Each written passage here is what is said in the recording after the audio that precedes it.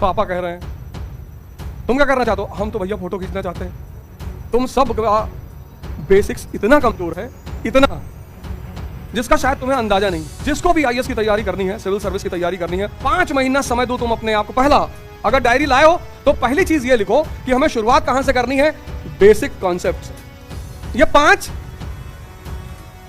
नियम तुम रैंचो को लिख लो, ये बहुत तुमको काम आए। अब कितना दिन देना है? 5 महीना देना ही देना है। 5 मंथ्स हमें देना ही देना है।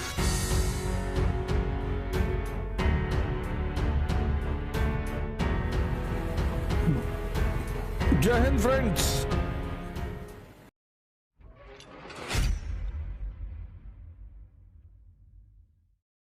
चार तरह के तैयारी करने वाले युवक होते हैं।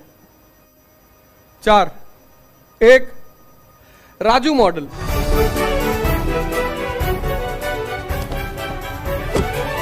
1, फरहान मॉडल।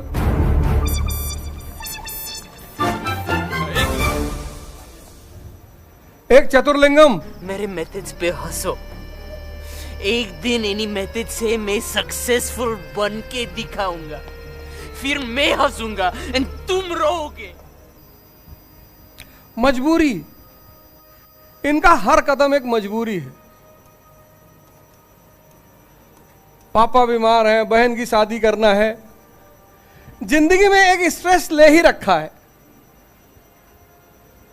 नाराज होते हैं बात बात पे, कूद गए 3 मंजिल मकान से नीचे, हाथ पैर टूट गया, बच गए। फरहान मॉडल ये अपने पापा के लिए जी रहे हैं। पापा कह रहे हैं तुम क्या करना चाहते हो? हम तो भैया फोटो खींचना चाहते हैं। ये इनको पूरी दुनिया को नीचा दिखाना है, जीतना है किसी भी कीमत पर, दूसरों कमरों में उल्टी सीधी किताबें फेंकनी है, और इनको कुछ समझना नहीं है ना। वो लाइब्रेरियन कहता है ना कि इसका मीनिंग बता देता हूं, कहता मीनिंग नहीं चाहिए दुबे जी। चमत्कार का मतलब है? मतलब नहीं चाहिए दुबे जी, मैं याद कर लेंगे, I'll memorize it। और जो समझेगा नहीं वो फिर चमत्कार का बलात्कार करेगा। यही तो है। 3 इडियट मूवी हर आईएएस एस्पिरेंट को देखनी चाहिए, और एक बार उस मूवी देखा तो तुम्हें यह पता चल जाएगा कि फेलियर की वजह क्या होती है। जब भी दुनिया में कोई कॉन्सेप्ट तुम्हें ना समझ में आए तो उसका बहुत अच्छा माध्यम है आज कोई भी कॉन्सेप्ट। जैसे मान लो सामंतवाद तुमको नहीं समझ में आ रहा है कि यार सामंतवाद क्या है, यार फ्यूडलिज्म क्या है, कोई भी 60-60 की दशक की जो मूवी है उसको तुम देख लो। 60, 70, 80 की दशक की मूवियां 2 पे केंद्रित होती थी। एक औद्योगिक क्रांति पर, जैसे नमक हराम एक मूवी है, वो ट्रेड यूनियन पे है। उसमें अमिताभ बच्चन जो है वो मालिक है उसका कंपनी का, राजेश खन्ना उसका दोस्त है, वो ट्रेड यूनियन का अध्यक्ष है। बड़ी प्यारी कहानी है वो, ट्रेड यूनियन और इंडस्ट्री के संबंधों को समझाते हुए। तुम अगर मदर इंडिया देखो तो तुम्हें उसमें महाजन समझ में आएगा, जमींदार समझ में आएगा, पूरी जो भूमि व्यवस्था है वो समझ में आएगी। साहित्य और सिनेमा 2 बहुत प्यारी चीज है, बहुत। जैसे तुम्हें रशियन रेवोल्यूशन समझना है, लेनिन की फिलॉसफी समझनी है, उस टाइम की जो नॉवेल है, जैसे मदर एक नॉवेल है। अगर तुम जानना चाहते हो कि यार रूसी क्रांति क्यों हुई, ऐसा क्या चल रहा था रूस में कि लोग मरने पे, क्रांति मतलब क्या कि लोग सड़क पे आ गए कि हम मरेंगे। यही तो है क्रांति, कि पूरा पूरा देश निकल आया कि हम मरेंगे लेकिन लड़ेंगे। तो कोई तो ऐसी मजबूरी रही होगी ना कि सारा जनमानस बाहर निकल आया। और हर जो लेखक है, विचारक है, थिंकर है, दार्शनिक है, उसके समय में कोई ना कोई एक प्रसिद्ध नॉवेल जरूर होगी। उस नॉवेल को पढ़ लो। अब तो खैर लिटरेचर से ज्यादा मूवी का दौर चल रहा है, मूवी देख सकते हो। ये देखो, बेसिक कॉन्सेप्ट है ही नहीं लाइफ में, कंफ्यूज। इनके जीवन में बेसिक कॉन्सेप्ट नहीं है ही नहीं, बेसिक कॉन्सेप्ट्स गायब है।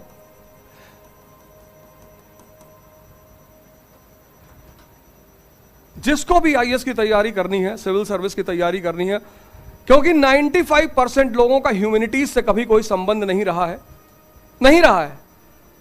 10th के बाद आपने छोड़ दिया, 10th तक आपने सीरियसली पढ़ा नहीं। बहुत, इस क्लास में कितने लोग हैं जिन्होंने 11th 12th ह्यूमैनिटीज से किया है? कोई नहीं।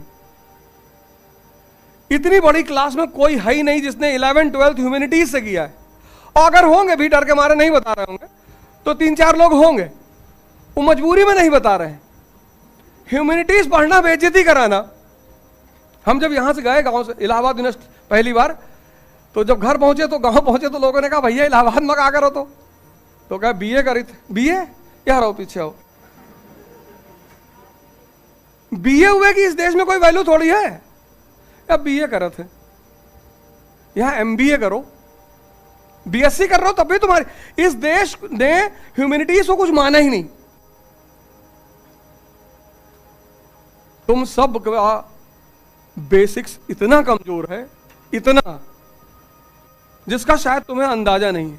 और तुम जल्दी में हो, 5 महीना समय दो तुम अपने आप को। पहला, अगर डायरी लाए हो तो पहली चीज ये लिखो कि हमें शुरुआत कहां से करनी है? बेसिक कॉन्सेप्ट से।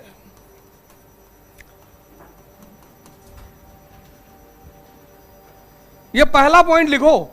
अब कितना दिन देना है? 5 महीना देना ही देना है। 5 मंथ्स हमें देना ही देना है। कॉन्सेप्चुअल बेसिक्स जो है, बेसिक्स,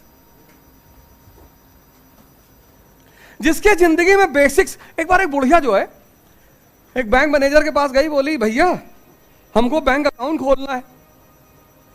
मैनेजर पूछा अच्छा कितना पैसा रखी हो अम्मा? कहा भैया 10 लाख रुपया रखे हैं।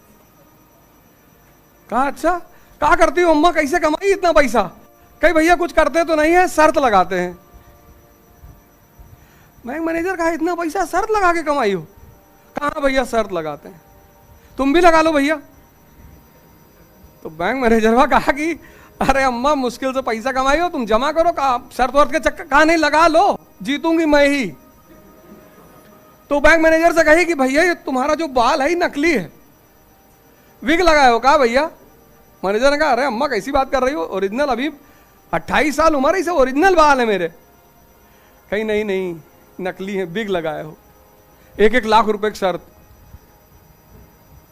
मैनेजर को दया भी आई कि बूढ़ी औरत अभी 1 लाख रुपया हार जाएगी। पर वो बुढ़िया कहीं लगाओगे कि नहीं? तो खींच के मैनेजर ने कहा लगा लिया, असली है।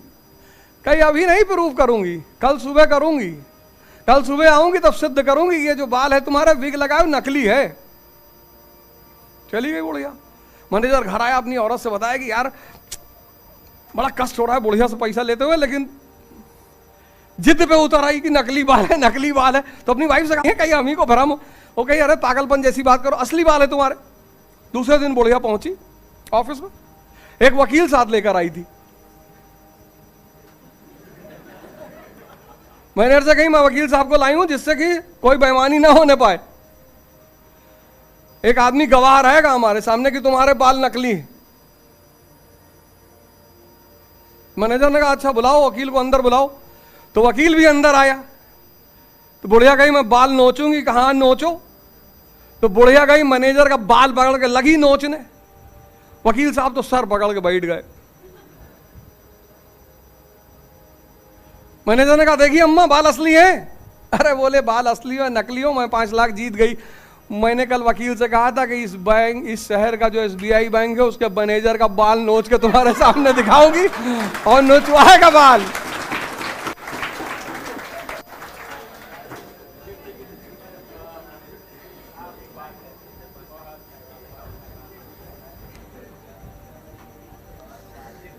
हर खेल का नियम है,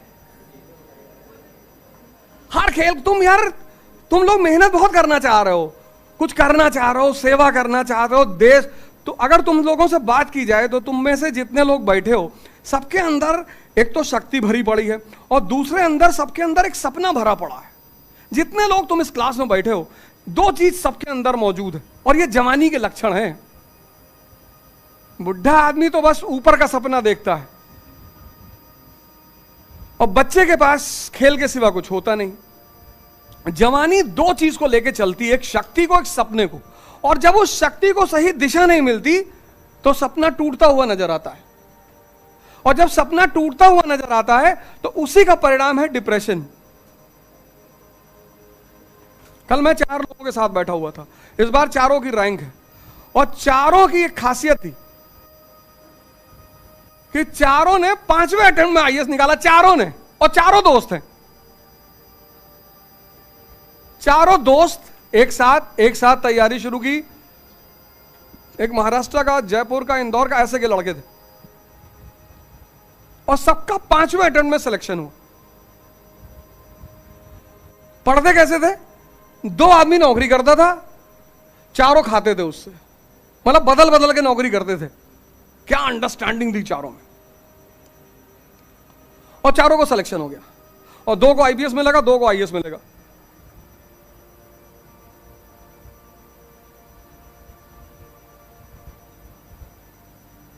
आएगा, इंटरव्यू आ रहा है, तब देखना, मैं बता दूंगा, लिंक भिजवा दूंगा सबको, उस इंटरव्यू को देखना। मैंने अकेले सोलो इंटरव्यू लिया है, ऐसे बस बात की है।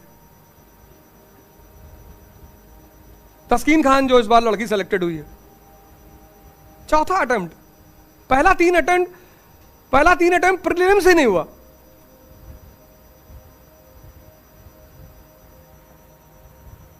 फादर एक सामान्य से एम्प्लॉय, लेकिन उसके फादर बार बार कहते रहे कि बेटा घबराना मत, कोई बात नहीं, जब तक तुम्हारा अटेम्प्ट है आराम से दो, हम कहीं से भी लाके पैसा देंगे। तुम यार बेसिक से शुरू करो, एक टाइम बनाओ। हिस्ट्री क्यों पढ़ना है? इतिहास नहीं पढ़ोगे तो यह बात तुमको कैसे क्लियर होगी कि भारत पर लगातार आक्रमण क्यों होते थे? कश्मीर हमारे लिए क्यों इंपॉर्टेंट है? भारत की वैज्ञानिक सीमा रेखा कहां से गुजरती है?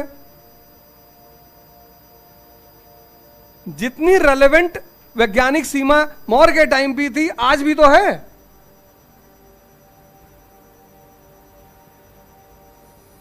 रट क्यों रहे हो यार? क्यों रट रहे हो? जितना रटोगे, रटने के साथ एक चीज जुड़ा हुआ है, भूलना। कुछ चीजें हैं ना, वो साथ चलती हैं, अलग कभी नहीं होती। तुम देखो, 3 नाम मैंने लिखे, एक नाम छोड़ दिया, एक नाम छोड़ दिया। सबसे क्रूशियल नाम, जो इस पूरे एपिसोड का हीरो है, रैंचो। इसको स्ट्रेस नहीं है, पता क्यों? इसको स्ट्रेस है ही नहीं, इसको तनाव है ही नहीं, प्रेशर है ही नहीं। क्यों है? क्यों नहीं है इसको तनाव? क्यों नहीं है इसको प्रेशर? 4 रीजन, सब लिख लो, ये सब तुम्हें काम आएगा। इसको मैंने एक नया नाम दिया, रैंचो मॉडल। रैंचो को देखो। तो और क्या बोलूं, पहले इंजीनियरिंग की, उसके बाद एमबीए किया, उसके बाद अमेरिका जाके बैंक में नौकरी कर रहा है। अगर बैंक में नौकरी करनी थी तो इंजीनियरिंग काहे के लिए किया? तुमने मूवी देखी होगी, 2 चीज सीनों पे तुमको मजा आया होगा, तुम भूल गए होगे। वो मूवी तुम्हारे आईएएस क्वालिफाई करवा सकती है, तुम्हें प्रधानमंत्री बनवा सकती, इतनी दम है उस मूवी के अंदर। क्योंकि रैंचो के पास जो पहला सबसे बड़ा गिफ्ट है वो है सिंप्लीफिकेशन ऑफ कॉन्सेप्ट्स। किसी भी कॉन्सेप्ट का सरलीकरण करना। तुम आए, क्लास में टीचर ने प्रवचन दे दिया, नोट्स लिखा दिए, तुम जाके उसको रट रहे हो। तुम होमवर्क करो, और होमवर्क में क्या करो, वो जो सर ने तुम्हें कॉन्सेप्ट बताया, मान लो मैंने तुम्हें मनसबदारी इतिहास में पढ़ाया, अब उस पूरे कॉन्सेप्ट को तुम अपने अनुसार सिंप्लीफाई करो। यही है होमवर्क।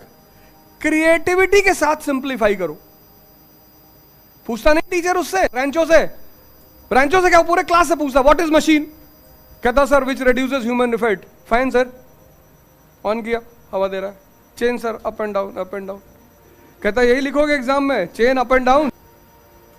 पहला काम ये करो, किसी भी कॉन्सेप्ट को पढ़ो, तुमको ऐसे कॉन्सेप्ट थोड़ी समझ में आएगा। किताब की भाषा उठा ली तुमने, उसी लाइनों को रटे जा रहे हो ना। तुम उस पर टाइम दो, उस कॉन्सेप्ट पे बैठो। यही तो होमवर्क है, और क्या होमवर्क है? वो तुम स्कूल वाला टाइम समझ रहे हो क्या? होमवर्क मतलब ये कि जो क्लास में टीचर ने पढ़ाया उसको तुमने अपने हिसाब से सिंप्लीफाई कर लिया। न्यूटन का पहला law, a body at rest will be at rest, a body in motion will be in motion. यही तो है, इसको बोलते हैं होमवर्क, जो तुम में से 95% लोग नहीं करते हो, करते ही नहीं। या तो तुम करोगे तो वैसे ही कर लोगे, उसी पूरी लाइनों को रट डालोगे, ऐसा नहीं करना है। ऐसा नहीं करना है। अपनी भाषा में देखो, सिंप्लीफिकेशन ऑफ कॉन्सेप्ट किया उसने कि नहीं किया, देखा ना तुमने, सिंप्लीफिकेशन ऑफ कॉन्सेप्ट। दूसरा रेंचो का क्या सबसे बड़ा एग्जांपल है, दूसरा रेंचो का फीचर क्या है, ऑब्जर्वेशन।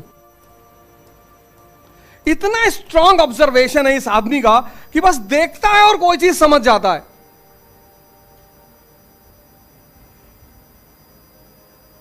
ये सब तुम्हें, यही है प्रिपरेशन, और कोई प्रिपरेशन थोड़ी है।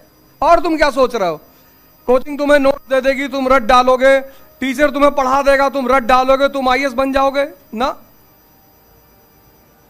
प्रिपरेशन का मतलब कुछ चीजों का तुम्हारे अंदर विकास। ऑब्जर्वेशन, ऑब्जर्वेशन की क्षमता कितनी आई है रेंचो में, तुमने मार रखा अपने ऑब्जर्वेशन को। ऐसा नहीं तुम्हारे पास नहीं है,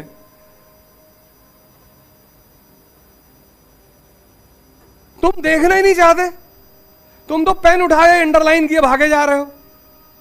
वो किताब की लाइनें तुमसे कह रही भैया तो चुप, अंडरलाइन की। तुम्हारा एक टारगेट है कि दिन भर में 100 पेज खत्म करना है किसी भी तरह से, उसके बाद कूद के तुरंत पहुंचना है कटरा चौराहा।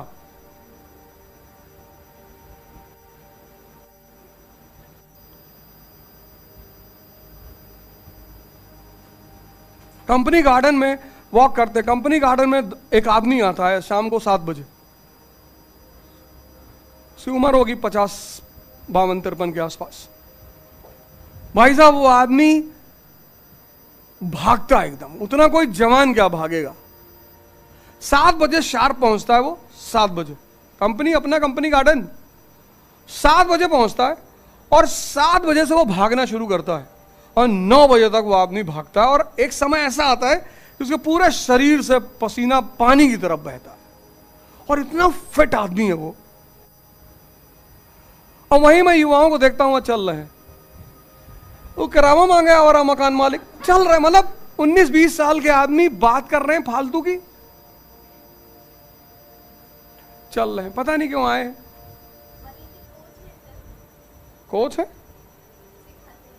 अरे कोई और होगा, लड़ाई करवा रहे हो तुम कोच का नाम लेके। ऑब्जर्वेशन,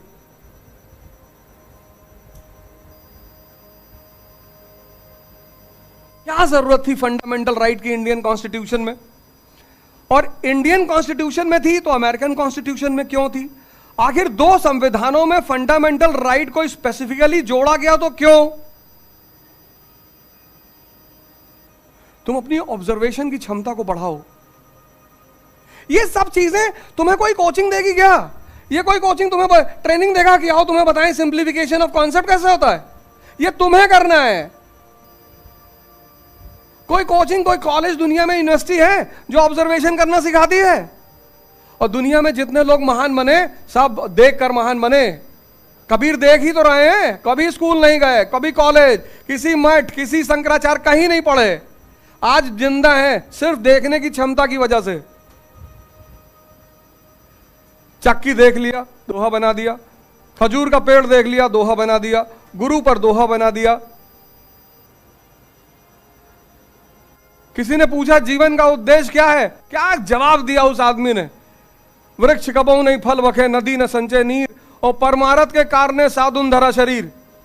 ये मानव का शरीर सेवा करने के लिए मिला है, लेकिन सेवा कौन करेगा, जिसके पास शक्ति होगी। तुम खुद ही 800-900 रुपया उधार हो दूसरे का, तुम क्या सेवा करोगे किसी का। तुम में से हर आदमी या तो चाय वाले का उधार होगा, और या पान वाले का, या पंसारी का, या अल्लाहपुर से मकान छोड़ोगे तो 4 मसाले का पैसा नहीं दिए होगे। ये हम सब करते हैं इलाहाबाद में।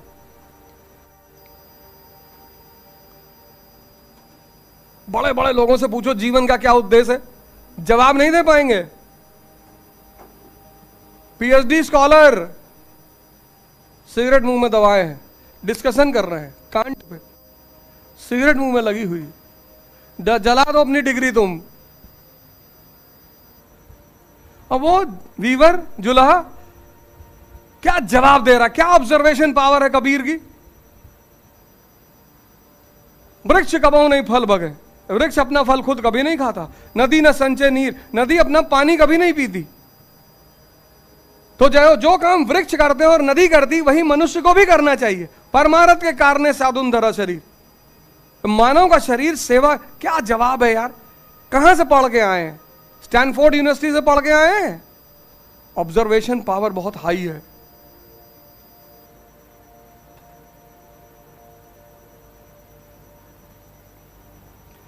पहली चीज सिंप्लीफिकेशन। दूसरी, सिद्धार्थ को 4 चीजें दिखाई ही तो पड़ी, हमको वो 4 नहीं दिखती? हमको भी दिखती हैं। कितनी बार हमने डेड बॉडी देखी, कितनी बार सन्यासी देखा, कितनी बार बीमार आदमी देखा, हमने नहीं देखा? आइंस्टीन को दिखाई ही तो पड़ा कि सेब गिर रहा है।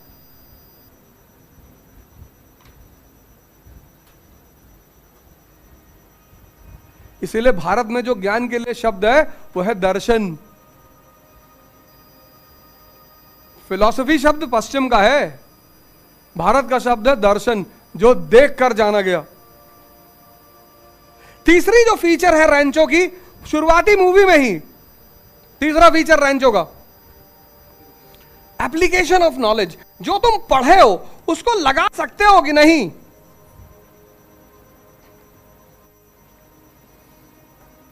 बहुत पढ़े हो जीवन में, उसको तुम लगा ही नहीं सकते, कहीं तुम्हारा ज्ञान काम ही नहीं आ रहा है।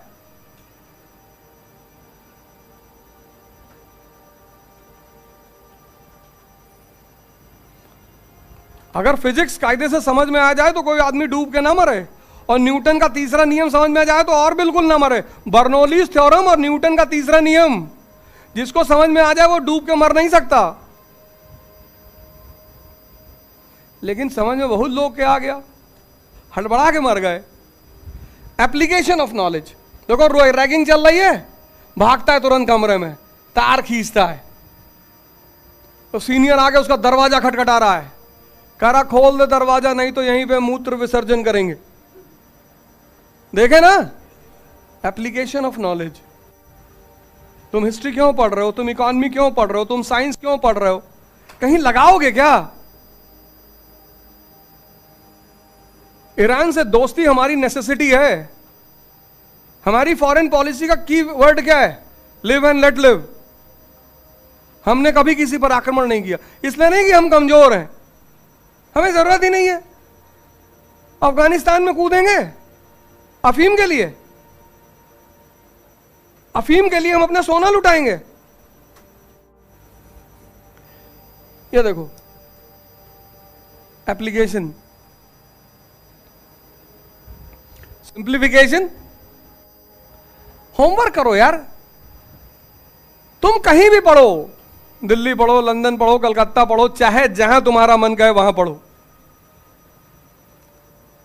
लेकिन तुम्हें कोई भी पढ़ा दे, कोई भी, अगर तुमने ये काम नहीं किए तो तुम चाहे जहां पढ़ोगे तुमको कोई फायदा नहीं होगा।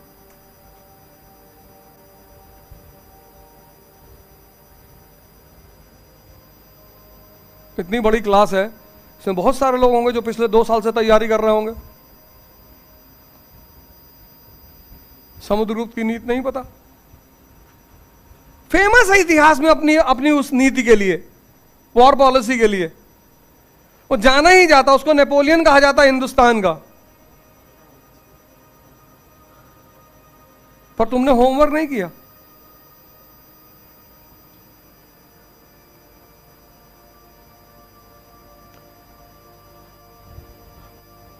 कबीर को देखो, बहुत पढ़ाई कर ली है, ऑब्जर्वेशन क्षमता डेवलप ही नहीं हुई, तुम्हारा उस पढ़ाई का कोई फायदा ही नहीं है। 4 तारीख को मेरी क्लास शुरू होगी, अगली वाली। मैं 10 दिन यहां पे क्लास लेने जा रहा हूं, और 4 तारीख को एक टेस्ट है, जितने लोग आए हो सबको निमंत्रण है। टेस्ट का टॉपिक बता दे रहा हूं, कर एक भी क्वेश्चन नहीं पाओगे, गारंटी। एक क्वेश्चन नहीं कर पाओगे, एक सिंगल। 4 क्वेश्चन मेंस के लिखने को दूंगा और 20 क्वेश्चन प्रीलिम्स के दूंगा। 4 में से तो एक लिख नहीं पाओगे। आज कितनी तारीख है? 21। 9 दिन यहां और 3 दिन वहां, 13 दिन है और सिर्फ 35 पेज पढ़ना है। 35 पेज। विपिन चंद्रा की एनसीईआरटी पुरानी वाली, आधुनिक भारत।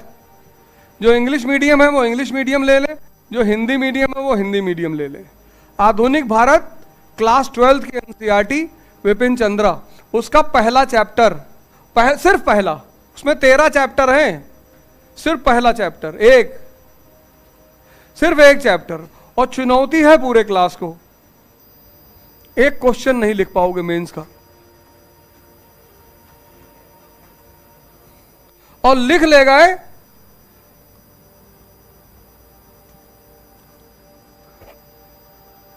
गए तो द्विज प्रोग्राम में तुमको ऐसे ही एंट्री करा दूंगा।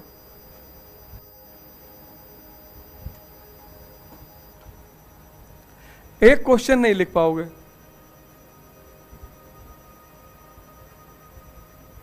ये मेरा कॉन्फिडेंस नहीं है, ये मेरा तुम्हारे ऊपर कॉन्फिडेंस है। लिख तो कोई भी ले, जो इन फॉर्मूलों को फॉलो करेगा कोई भी लिख ले। किताब का नाम है एनसीईआरटी, कौन सी? पुरानी वाली, ओल्ड। क्या नाम है? आधुनिक भारत, मॉडर्न इंडिया। चैप्टर पहला चैप्टर, फर्स्ट चैप्टर। क्या नाम है चैप्टर का? 18वीं शताब्दी का भारत। लाइक देना एक मिनट। ये किताब है, ये किताब देख लो, 50-60 रुपए की किताब है। लेकिन अगर ये किताब तुम समझ गए, बस यही किताब, पहला चैप्टर, पूरी किताब थोड़ी, पहला चैप्टर। 13 दिन है, 13 दूना 26। मतलब अगर सिर्फ तुम 2 पेज डेली तैयार करोगे तो 13 दिन में तुम्हारा 26 पेज तैयार हो जाएगा। और टोटल पेज कितने हैं? 34 पेज हैं। 34 भी नहीं, 33 ही हैं। लास्ट वाला पेज तो खैर कुछ है ही नहीं, सिर्फ 33 पेज हैं पहले चैप्टर। मतलब इतना तैयार करना है।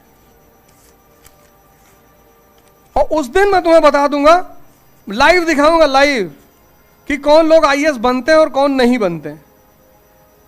ये इतना पढ़ना है, बस इतना। और 13 दिन का समय तुम्हारे पास है।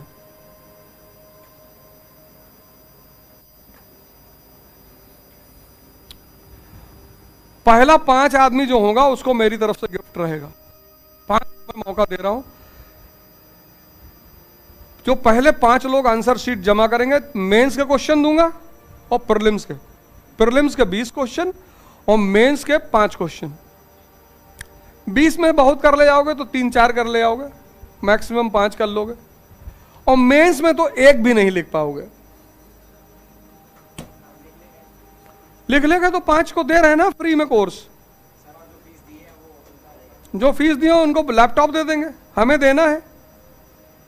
लैपटॉप भी तो 70-80 हजार का आता है ना, अच्छा वाला। चाइनीज वाला तो 15-20 हजार में है, असेंबल करवा लें नेहरू विहार प्लेस से। टाइमिंग मैं अभी बताता हूं, अभी फाइनल करके तुम सबको बताता हूं। सब लोग आओ, ये 13 दिन की चुनौती ले जाओ और सब लोग आओ। तब मैं वहां तुम्हें समझाऊंगा, इन बातों को मैं तुम्हें वहां करके दिखाऊंगा कि देखो तुमने क्या गलती की। Rancho model, simplification, observation, application. और चौथा क्या खासियत है रेंचो की? क्यूरियोसिटी। सिर्फ प्रवचन सुन नहीं रहा है, क्वेश्चन पूछ रहा है, क्वेश्चन रहा है। कह रहा सर स्पेस में पेंसिल क्यों नहीं यूज करते हैं? तो सहस्त्र बुद्धि कैसे डायलॉग दे रहा शुरुआत में? यहां इतने लोगों ने एग्जाम दिया, सबकी कॉपी, डायलॉग दिया जा रहा है, ये अंडे घोंसला लेकर आया है, इतना डायलॉग दे रहा है हर साल कि वो जो लड़का धोबी है उसको याद हो गया है। जो बच्चा है राजू, पहले वो सहस्त्र बुद्धि बोलता, पहले ये बोलता फिर सहस्त्र बुद्धि बोलता, वो दिखा रहे हैं कि देखो तोता, वो प्रेस करते करते बोल रहा है, पूरा डायलॉग रटा हुआ है। एक अंडा उठा के भौकाल, ये देखो अंडा गिर गया, फिर पेपर गिरा दी, ये सब काहे नाटकबाजी कर रहे हो? क्या दिखाना चाहते हो? तुम तोप हो? पढ़ने आए तुम्हारे कैंपस में, चुपचाप पढ़ाओ। एंट्री करते टेलरबाजी दे रहे हो। ये पेन है, बहुत बड़ी खोज थी स्पेस में, और लड़का खड़ा देख रहा को मैं बहुत बोल रहा है, तो पूछ लेता कि सर पेंसिल। अब रटे हुए आदमी के कॉन्सेप्ट तो क्लियर होते नहीं, मास्टर को धक्का लग जाता है, तुमने मुझसे सवाल कर लिया। देखो उस आंसर को तैयार करता है और लास्ट में बताता है उसको। हाँ, ये 4 चीज तुम रैंचो से ले लो और पहला स्टेप उठाओ कि अपना बेसिक्स मजबूत करो। हिस्ट्री पढ़ो, एनसीईआरटी लो, और मैं बताऊंगा कैसे पढ़ना है। ये इस टेस्ट मैंने इसीलिए ऑर्गेनाइज किया है। सब अपना नाम वाम तो लिखा ही चुके हो, और किसी को लेके मत आना, बस जितने लोग आए हो उतने ही, और किसी को बताने की जरूरत नहीं है कि बबलू तुम भी आओ, गुड्डू तुम भी आओ, फलाने आओ, रिश्तेदारी, तिलक भोज नहीं होने जा रहा है। बस जितने लोग आए बस उतने लोग आएंगे, और लाइव तुमको करके दिखाएंगे। ओपन चैलेंज टेस्ट है। पहला काम तो ये कर लो, बेसिक्स 5 महीना दो यार अपने आप को। तुम नहीं पढ़े हो, तुम लोग क्यों भाग रहे हो? 2 साल की प्रिपरेशन है ये तैयारी 2 साल मांगती है, शुद्ध 2 साल पूरा।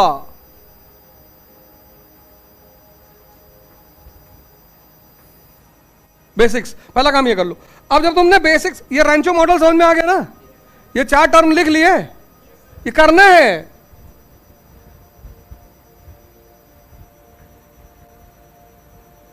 तुम भी तो 3 इडियट पहले देखे थे कि नहीं देखे?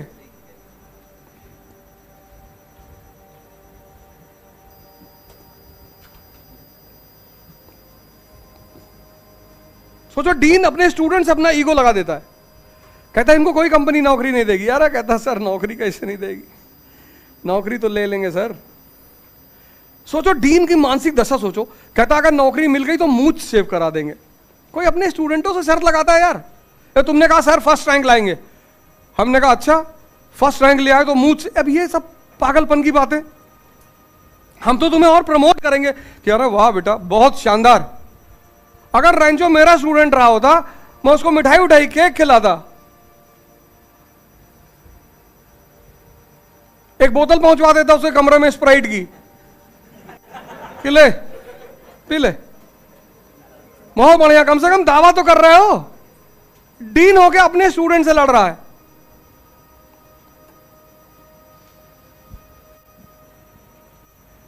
रैंचो की एक चीज तुमने मिस कर दी इन 4 के अलावा, 5वीं चीज।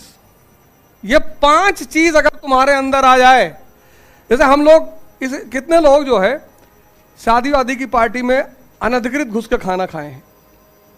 हम तो खाए हैं कई बार, सब खाए। वो इलाहाबादी, वो मतलब वो तो हमारा एक कॉमन फीचर है। हमने जो नहीं खाया हम उसको अपनी बिरादरी का मानते ही नहीं। हम कहते हैं तुम इलाहाबाद में रहे ही नहीं कभी। हाँ हाँ,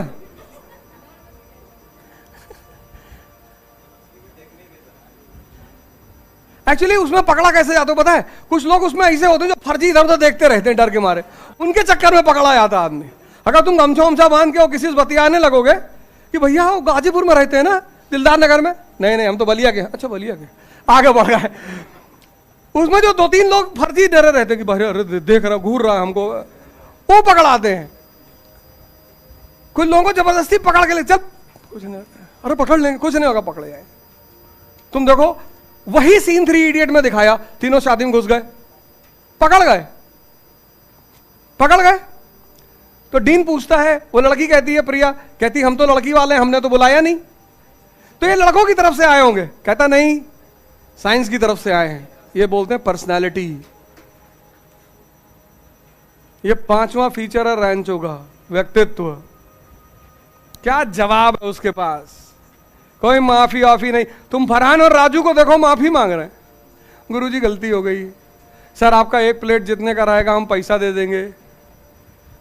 अरे साइंस की तरफ से आए। तो कहता है कि कैसे? कहता सर इन्वर्टर बना रहे हैं और आपको डेडिकेट करेंगे सर। उस पर लिखता वायरस इन्वर्टर एक बार लेके भी जा रहा होता। इसको बोलते हैं पर्सनालिटी। ये 5 नियम तुम रैंचो को लिख लो, ये बहुत तुमको काम आएंगे। जय हिंद फ्रेंड्स।